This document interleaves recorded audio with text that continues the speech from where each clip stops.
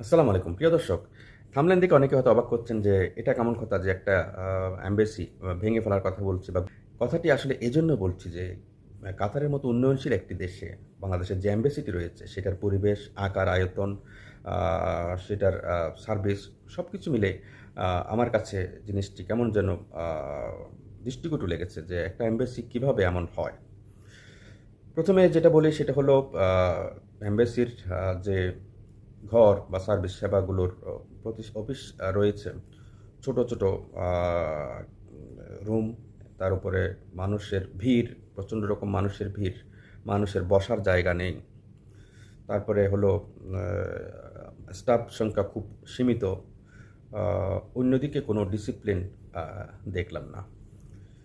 বিদেশে সাধারণত যেকোনো সেবামূলক প্রতিষ্ঠানে একটা ডিসিপ্লিন থাকে। আ বেল দেওয়ার পরে একেকজন সিরিয়ালি যায়।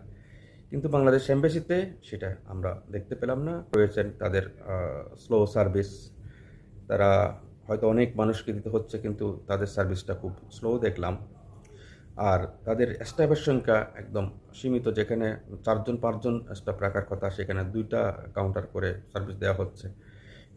যেখানে শত, শত মানুষ গিয়ে বসতে পারছে না, দাঁড়াতে পারছে না।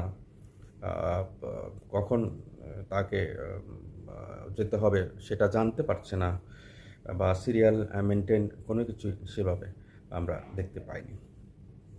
এটার কারণ হচ্ছে এমবাসিটা খুব ছোট মনে হয়েছে এবং যে অফিসের ডেকোরেশন এগুলোও খুব বাজে লেগেছে। একটা এমবাসির এরকম পরিবেশ থাকার কথা নয়।